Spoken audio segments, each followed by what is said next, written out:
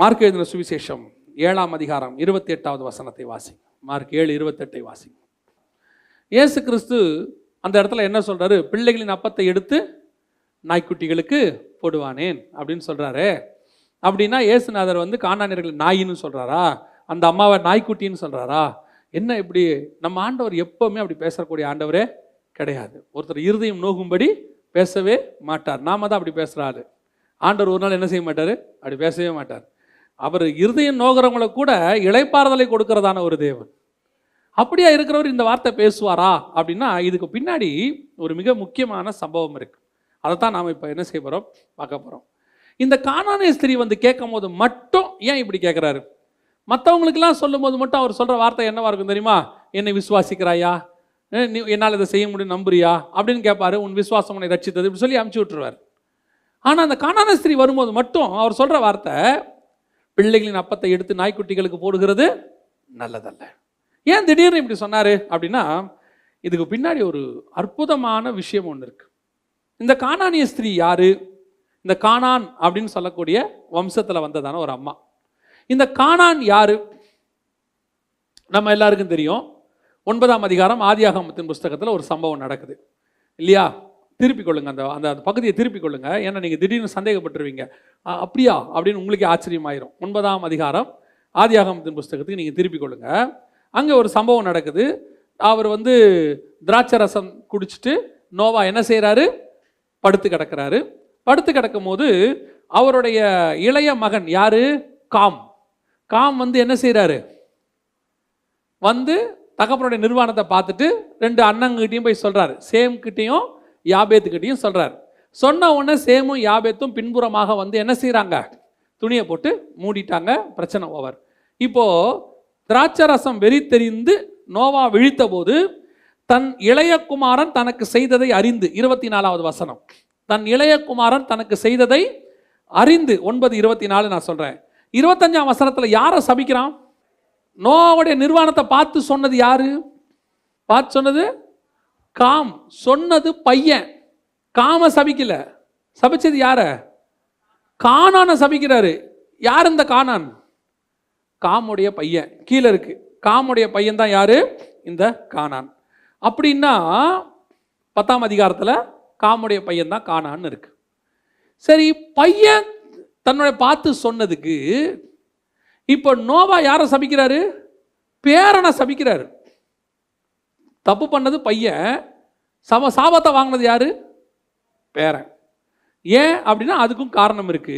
அதுக்கு என்ன காரணம்னா அந்த 8ஆம் அதிகாரம் முடியும் போது பார்த்தீங்கன்னா கர்த்தர் நோவாவையும் அவன் குமாரரையும் ஆசீர்வதித்து அப்படின்னு இருக்கு. அப்படித்தானே இருக்குது.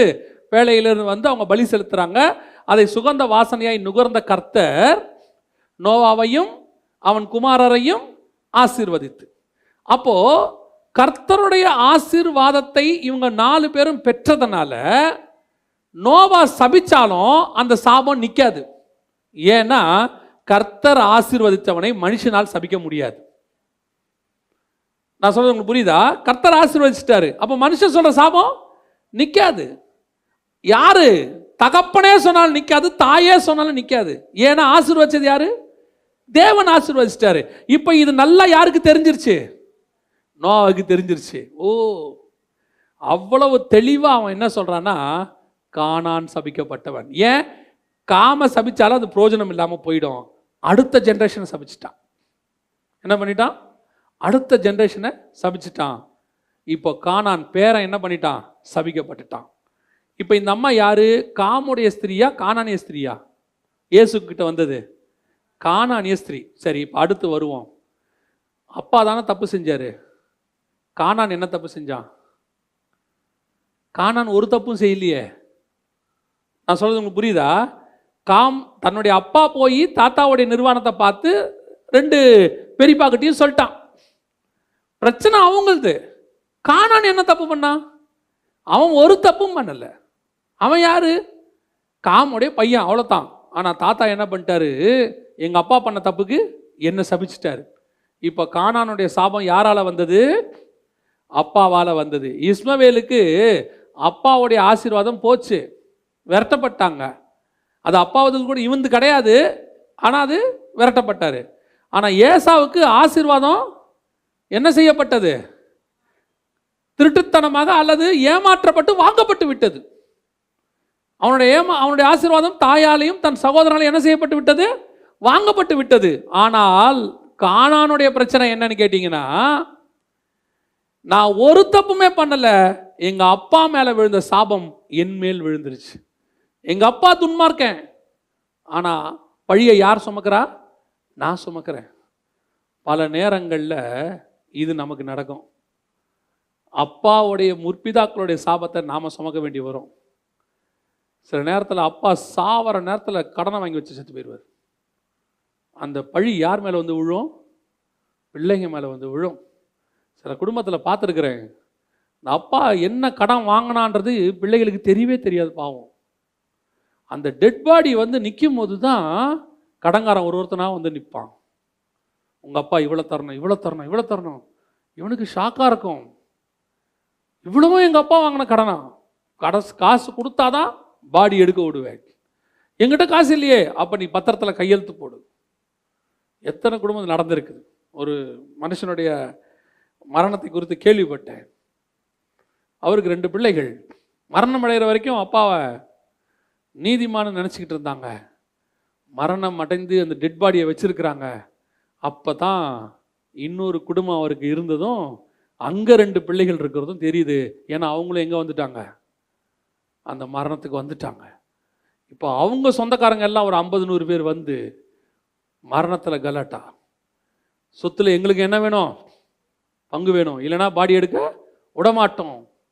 அப்போ தான் இந்த மகனுக்கு தெரியும், நம்ம அப்பாவுடைய வாழ்க்கைக்கு பின்னாடி என்ன இருக்குது? ஒரு சாபம் இருக்குது. இப்போ அந்த சாபம் யார் மேலே விழுது? என் மேல் விழுகிறது. தகப்பனுடைய சாபத்தை சுமக்கிற எத்தனையோ பிள்ளைகள். கானானிய ஸ்திரீ இப்போ வந்து நிற்கிறா. யாருக்கு முன்னாடி? இயேசுநாதருக்கு முன்னாடி. இயேசு என்ன கேட்குறாரு தெரியுமா? பிள்ளைகளின் அப்பத்தை எடுத்து நாய்க்குட்டிகளுக்கு போடுவான். அந்த வார்த்தைக்கு பின்னாடி ஒரு அற்புதமான விஷயம் இருக்கு. நாய்க்குட்டினா என்ன அர்த்தம்னா, இதுதான் நாய்க்குட்டி. யாரு? கானானிய ஸ்திரீ. நாய் யாருன்னா அவங்க அப்பா. யாரு? காம். காம் பார்த்த வேலை என்ன வேலை? நாய்த்தனமான வேலை. ஹீப்ரூவில் அதுக்கு சேம் வேர்டு தான் இருக்குது. ஒரு ஆணுடைய நிர்வாணத்தை இன்னொரு ஆண் பார்க்கறது ஓரின சேர்க்கைக்கு சமானம். அவங்க அப்பா பார்த்தது நாய் வேலை. இப்போ இந்த அம்மா யாரு? நாய்க்குட்டி, அவருடைய சந்ததி. அவர் சொல்றாரு, இஸ்ரவேலுக்கு என்கிற ஆபிரகாமின் சந்ததி அந்த அப்பத்தை எடுத்து யாருக்கு போட முடியாது? ஓரின சேர்க்கையை செய்தானே அந்த அதுக்கு ஈக்குவலா ஆண் நிர்வாணத்தை பார்த்த இன்னொரு ஆண் அவனுடைய பிள்ளைக்கு கொடுக்க முடியாது. பரிசுத்தமானது யாருக்கு கொடுக்க முடியாது? நாய்க்கு கொடுக்க முடியாது. நீ யாரு? நாயோடைய குட்டி. உங்க அப்பா யாரு? இப்படிப்பட்ட ஒரு சாபத்தை செஞ்சவன். இப்ப யார் இவ? யார் தெரியுமா? அப்பாவுடைய சாபத்தை சுமந்து கொண்டு நிற்கிறதான ஒரு பெண். ஆனா எதிரில் நிற்கிறவர் யார் தெரியுமா? பிள்ளைகளின் சாபத்தை சுமக்க வந்த அப்பா. இவ யாரு? நான் எங்க அப்பா சாபத்தை 2000 வருஷமா சுமந்துக்கிட்டு நிற்கிறேன். எங்க சந்ததியா இந்த சாபத்தை போக்கத்துக்கு எனக்கு வழியே இல்லை. இப்ப என் பிள்ளையும் படுத்து கிடக்குது, என் பிள்ளையும் காப்பாற்ற முடியாது. இயேசு சொல்றாரு, அதை கேட்காத, அது பிள்ளைகளுக்கு உள்ளது. ஆனா இவர் யார் தெரியுமா? பிள்ளைகளின் சாபத்தை சுமக்க வந்த அப்பா. எல்லா பிள்ளையும் சாபத்தை சுமக்க வந்த அப்பா. இப்போ அவர் சொல்றாரு, இந்த அப்பம் அவங்களுக்கு உரியதுமா, இஸ்ரவேலுக்காக வந்திருக்கிறேன், அவங்கள்ட்ட தான் வந்திருக்கிறேன். உடனே அவர் சொல்றா, அப்பா அவனுக்கு அப்பத்தை கொடுத்துருங்க. அவன் வேணான்னு எதையாவது கீழே போடுவான்ல, அந்த ஆசீர்வாதத்தை எங்கிட்ட கொடுங்க. ஏசா கேட்டான், ஒன்று கூட இல்லையா? அதைத்தான் இவன் வேற விதத்தில் கேட்குறா. ஏதாவது இருந்தால் கொடுங்க, ஒரு ஆசீர்வாதம் உங்கள் பிள்ளைகளுக்கு நீங்கள் கொடுத்துருங்க. நான் எங்கள் அப்பாவுடைய சாபத்தை வாங்கிட்டு வந்து நிற்கிறேன், என்னை காப்பாற்றுறதுக்கு வழியே இல்லை. இப்போ நான் மட்டும் இல்லை, என் பிள்ளையும் இப்படி கிடக்குது. இந்த சந்ததியை காப்பாற்றுறதுக்கு ஏதாவது இருந்தால் கொடுங்க, அந்த மேஜிலேருந்து வந்த துணிக்கியாவது கொடுங்க. இயேசுநாதர் என்ன சொன்னார் தெரியுமா? உன் விசுவாசம் பெரியது. எதை விட பெரியது? பெரியதுன்னா அப்போ எதை விட பெருசாக இருக்கணும்ல? எதை விட பெரியது? இந்த இஸ்ரவேலர்கள் ஆபிரகாமின் சந்ததி சொல்றானே, ஆபிரகாம் விசுவாசத்தின் தகப்பன் சொல்றானே, அந்த விசுவாசத்தை விட உன் விசுவாசம் பெரியது. ஏன் தெரியுமா? இவன் அப்பா இவன் கையில் இருக்குது. யார் அப்பம்? அப்பங்கிறது யாரை குறிக்கும்? இயேசு கிறிஸ்துவை குறிக்கும். வானத்திலிருந்து அப்பம் நானே.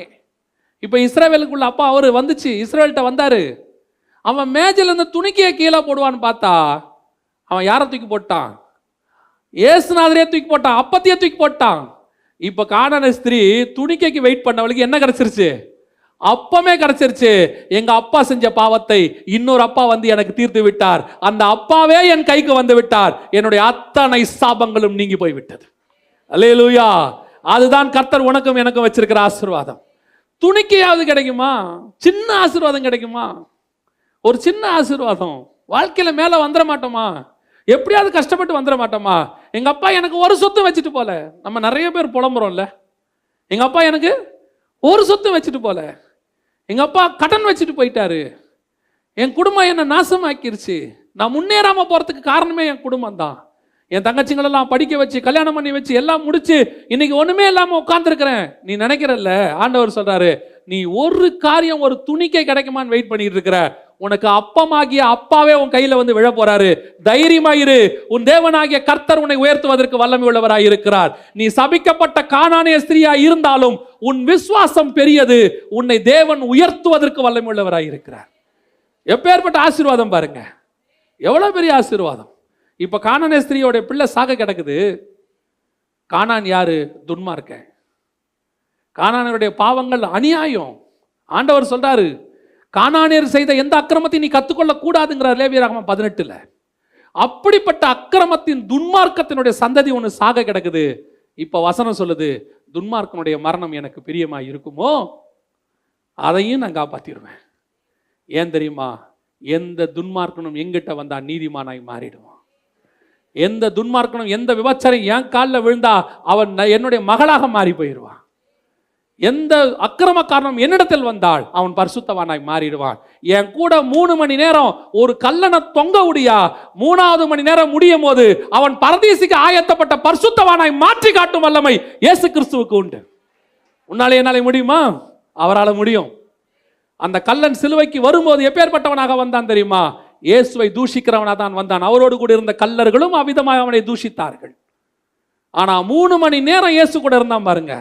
3 மணி நேரத்துல பரதீசிக்கு போகிற பரிசுத்தவனா கர்த்தர் அவனை மாத்திட்டாரு.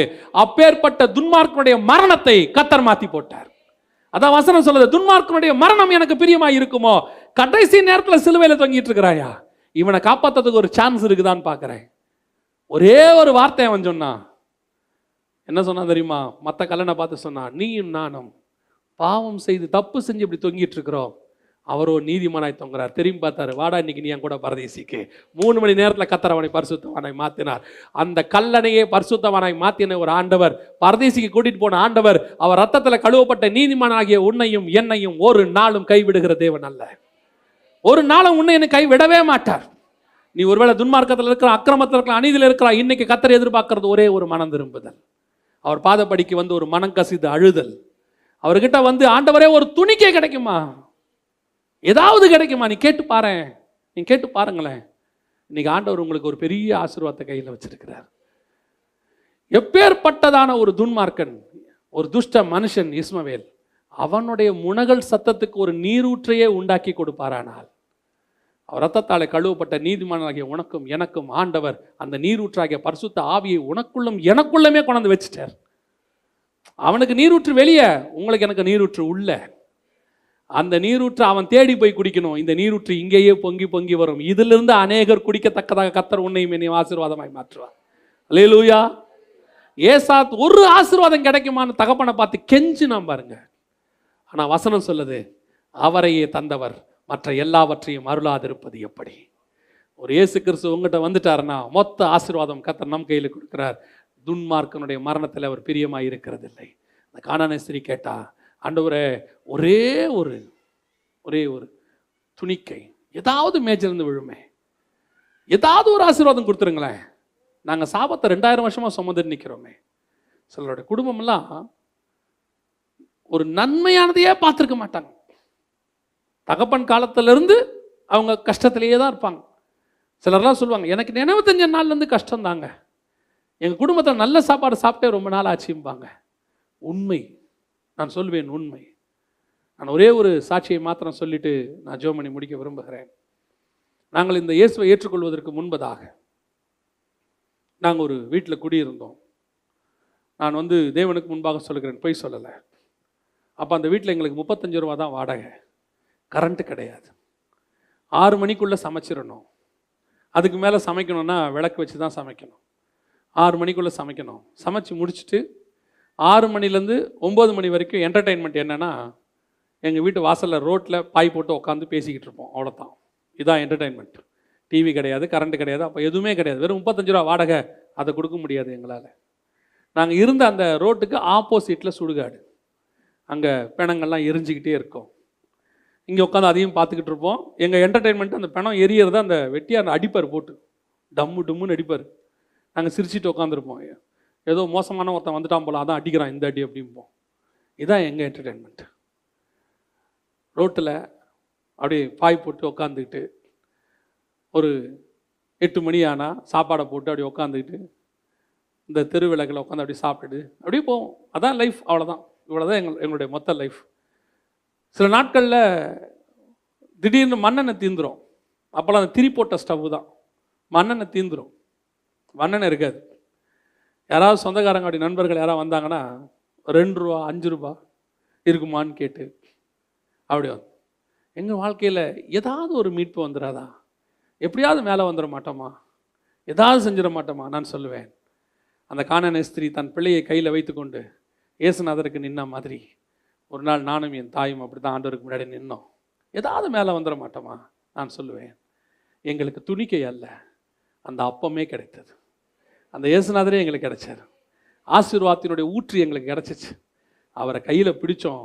இன்னைய வரைக்கும் கர்த்தர் எங்களை உயர்த்தி ஆசீர்வதித்து வைத்துக் கொண்டே இருக்கிறார். இதுவரைக்கும் எங்களை அவர் தாழ விடவே இல்லை.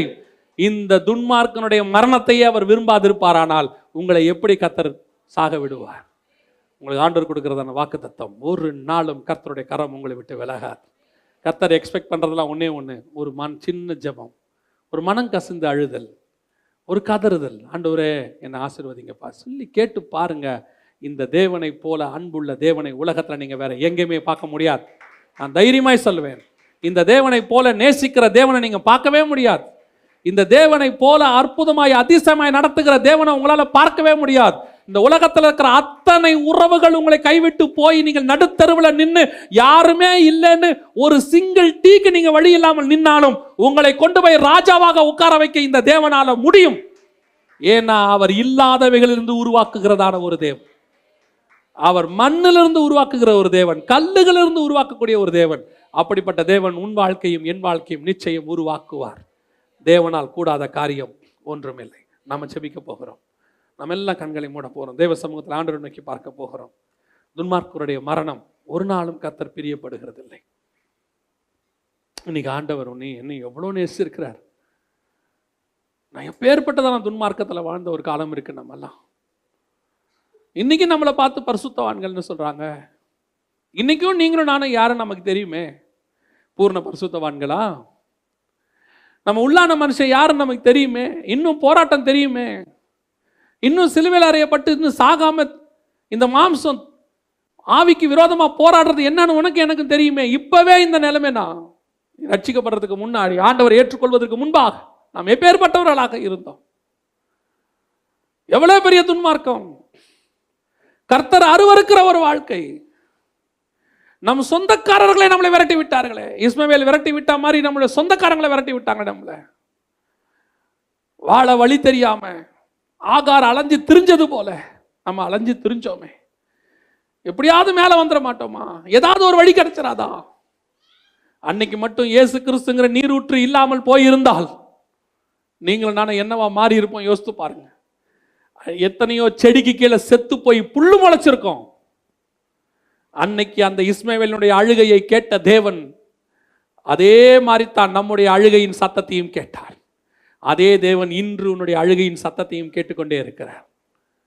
நீ படுத்து படுக்கையில் கண்ணீர்ல, ஆண்டவரே என் தாகத்தை தீக்கிறதுக்கு ஒரு சொட்டு தண்ணி கிடைக்காதா? என் பிரச்சனை சால்வ் ஆகாதா? நான் இதுலயே சாக வேண்டியது தானா? இதுல இருந்து விடுதலை ஆக்கிறதுக்கு எனக்கு ஒரு வழியே இல்லையா? நான் சொல்றேன், விடுதலையாகவே முடியாத சிறைச்சாலையாகிய யோசேப்பின் சிறைச்சாலையா இருந்தாலும் சரி, உன்னை தீக்கிரையாக்கி போகிறதான ஒரு நெருப்பு தளலாக இருந்தாலும் சரி, அதிலிருந்து உன்னை மீண்டும் உயிரோடு கொண்டு வருவதற்கு தேவன் வல்லமை உள்ளவராக இருக்கிறார். ஒரு துஷ்ட மனுஷனுடைய சத்தத்துக்கு செவி சாய்த்து அவனுக்கு ஒரு நீரூற்றை காண்பிப்பாரானால், உனக்கும் எனக்கும் நிச்சயம் ஒரு நீரூற்றை கர்த்தர் காண்பிப்பார். பல நேரங்களில் நீ ஏமாற்றப்பட்டு இருக்கலாம். உன் சொந்த தகப்பனால், தாயாலே, சகோதரர்களாலே உன்னை ஏமாத்தி உன்னுடைய ஆசீர்வாதங்களை எல்லாம் அவங்க எடுத்துட்டு போயிருக்கலாம். உன் சொத்தை அவங்க அபகரிச்சுட்டு போயிருக்கலாம். உங்ககிட்ட இருந்தவங்களை எல்லாத்தையும் எடுத்துட்டு போயிட்டு உன்னை நடுத்தரில் நிறுத்தி இருக்கலாம். கடைசியில் நீ உங்க அப்பா அம்மாவை பார்த்து கேட்டிருப்ப, எனக்குன்னு ஒண்ணுமே இல்லையா? நீ ஒருவேளை ஒரு பைபிளோட வந்திருக்கலாம். உன் கணவன் உன் மனைவி கையை பிடிச்சிக்கிட்டு அனாதைய போல நீ நடந்து வந்திருக்கலாம். எல்லாத்தையும் வாங்கிட்டு உன்னை விரட்டி விட்டுருக்கலாம். அன்னைக்கு மனம் கசிந்து அழுத ஏசாவை போல, கதறி அழுத ஏசாவை போல, தகப்பனே எனக்கு ஒண்ணு கூட இல்லையாப்பா. ஆண்டவர் சொல்றாரு, உன் நுகத்தடி முறிகிற காலம் வந்திருக்கு. உன் நுகத்தடி முறிகிற காலம் வந்திருக்கு. உன்னை விரட்டி விட்டவங்க கண்களுக்கு முன்பாக ஆண்டவர் அந்த ஆசீர்வாதங்களை, இஸ்ரவேலுடைய ஆசீர்வாதங்களை எடுத்து புறஜாதியார் கையில கொடுத்தது போல, அன்னைக்கு இஸ்ரவேல் வம்சம் முன்னிடத்துல ஏமாற்றி ஏசா கிட்ட வாங்கிட்டு போச்சு. இன்னைக்கு இஸ்ரவேல் கையிலிருந்து வாங்கி புறஜாதியாராகிய ஏசாவின் வம்சத்தின் கையில கர்த்தர் கொடுக்கிறார். உனக்கு ஆண்டவர் தர்ற காலம் வந்திருக்கு. உன் நுகத்தடி முறிய போது. நீ அழுத அழுகை, சிந்தின கண்ணீர், நீ கதறி அழுதது, ஐயோ எல்லாம் போச்சேன்னு சொல்லி உன் வயிறு தெரிஞ்சு நீ கத்தன பத்தியா, மொத்தம் போச்சே, என்னை ஏமாத்திட்டாங்களே, கூட வேலை பார்த்திருந்தவங்களே, கூட இருந்த பார்ட்னரே எல்லாத்தையும் ஏமாத்திட்டானே, நடுத்தரில் என்ன நிக்க வச்சுட்டானே, இப்ப என் சொத்தெல்லாம் வித்து என் கடனை அடைக்கிறேனே, இனி நான் என்ன செய்வேன் என்று சொல்லி நீ அழுத பத்தியா. ஆண்டவர் சொல்றாரு, உன் நுகத்தடியை முறிச்சு போட்டாச்சு. உன்னை ஆசீர்வதிக்கிற காலம் வந்திருக்கு.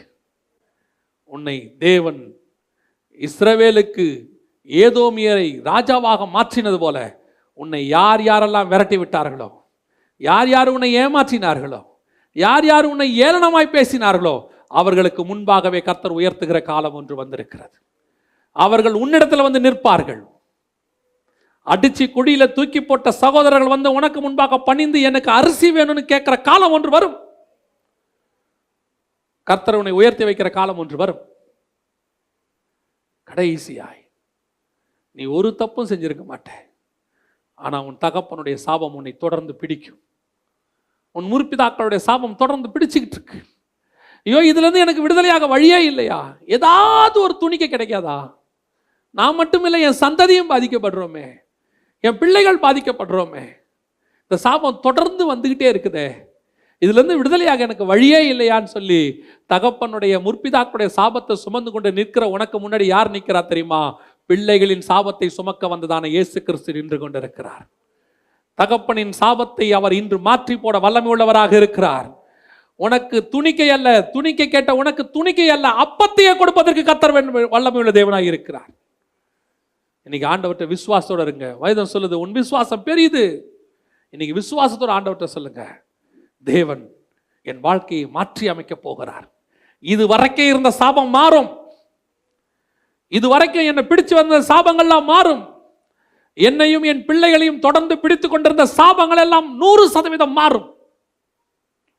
காரணம், என் தகப்பனுடைய சாபத்தை நான் சுமந்தேன்.